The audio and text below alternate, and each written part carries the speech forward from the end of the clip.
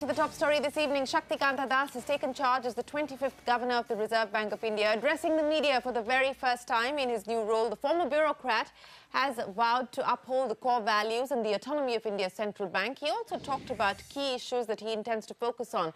Let's take a look at the top highlights from his interaction. Shaktikanta said that he will hold consultations with various stakeholders, including the government. He's going to kickstart the process by meeting public sector banks on Thursday. He also confirmed that the RBI will hold its central board meeting as per plan on the 14th of December. He's called for free, frank and fair discussions with the government on contentious issues. He went on to say that the government is not only a stakeholder but also the manager of the economy. But sum and substance, much more consultative approach as far as the RBI is concerned.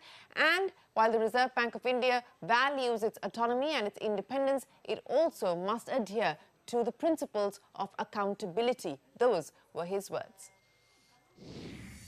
I will do everything that is possible. I'll try and uphold the professionalism, the core values, the credibility and the autonomy of the Reserve Bank.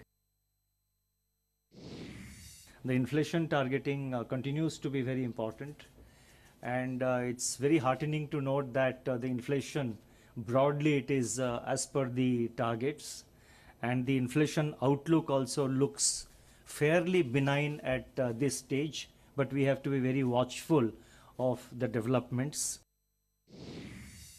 So therefore we will continue to focus on these areas. And you may be aware that the central board meeting is scheduled to be held on the 14th of December. So we will hold the central board meeting as planned and go through the agenda and discuss the various issues that are listed. Government is not just a stakeholder, but the government of the day runs the economy, runs the country and manages major policy decisions. So there has to be free, fair, objective and very frank discussion with between the government and the Reserve Bank of India. Well, that's a new RBI governor saying that autonomy and independence go hand in hand with accountability. Latha was at that press conference with the RBI governor as he spoke to the press. She joins us now. Latha, what do you make of the comments that have come in? No announcements were expected. He's barely been in office for a few hours. But in terms of the manner in which he addressed some of the concerns that have been raised about the RBI and its friction with the government, what do you make of the comments that have come in?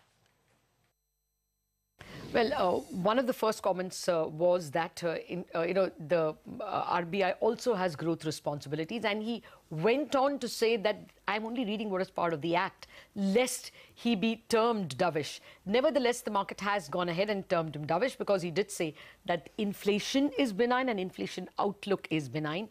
The reading of the market of these words is that he would definitely have been briefed by the staff. And therefore, this is an RBI outlook. Since we already have Mr. Dholakia, who has been arguing for a neutral stance, this statement of the governor has kind of given the feeling that the MPC could look at shifting to neutral as early as February. And of course, the inflation numbers that came in almost confirm that there is a factual basis for that. The second takeaway from the governor was when he was asked about board governance becoming very important, or RBI's accountability to the board becoming very important, he said that he respects the independence and the credibility of RBI, but even a big institution has to be accountable. So looks like on the 14th, it will be the law of the land that RBI will be held accountable by the board a little more than has hitherto been the case. Hitherto, boards have been advisory sounding boards, not people who told the RBI to do this, that or the other. They only advised. But it looks like you're going to have an upper hand for the board. And the governor seemed to indicate that, yes, RBI will have to be accountable. For me, that was a very big takeaway. And third, of course, that he's starting a consultation process. You could read in that a charge that the previous regime was not all that consultative. But let's not look for holes. He's going to start his consultation with the PSU banks. And on December 14th, the item on the agenda is that the prompt corrective action should be loosened. Put two and two together, the market would expect that some loosening of those rules will be there.